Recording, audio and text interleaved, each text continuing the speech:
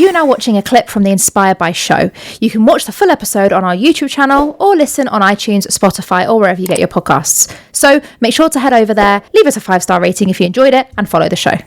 You mentioned there about the 5 a.m. club, and let's call it out what it is.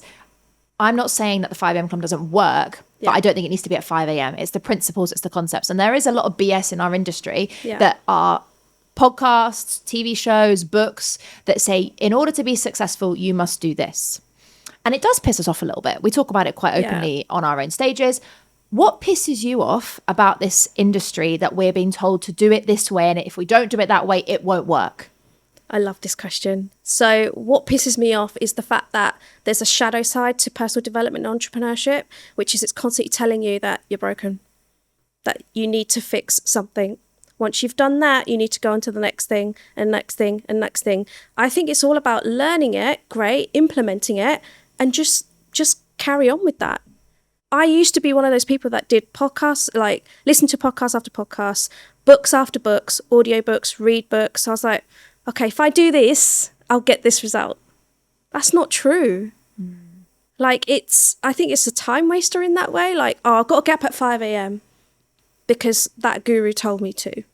I get up at 5 a.m. and it's not great. And then by the end of the day, I'm exhausted and I just still haven't got the results I want. So what needs to change then? Stop following the herd. So I do believe there's a rather dark side to that, the whole personal development side of things. I think it can go a bit negative. I think trying to be positive all the time is quite negative too. Like, I think it's good to embrace and validate that. Like, okay, I'm not having a great day, fine. Or, this is going really, really well. It's just a balancing act. It's an equilibrium.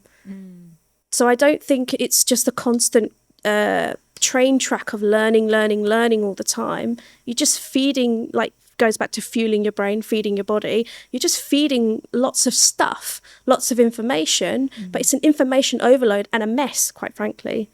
So what do you do with it?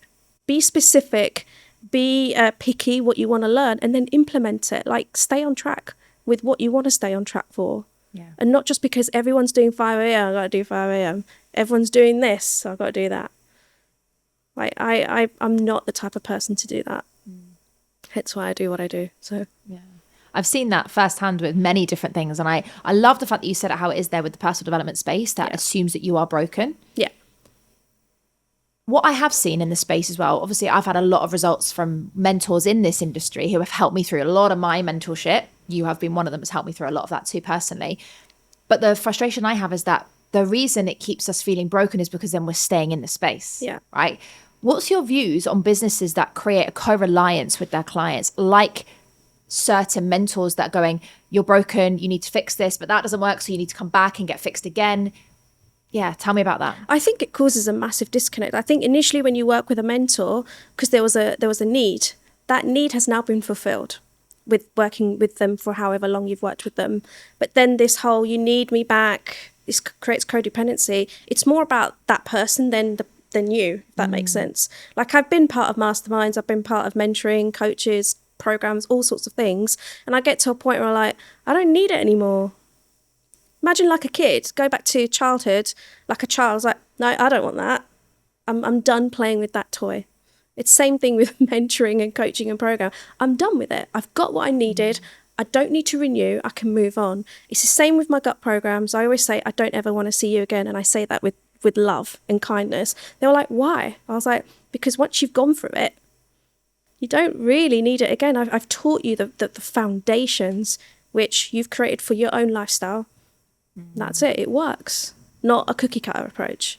And I think codependency is quite dangerous sometimes in the coaching space, in the mentoring space, because it's just feeding this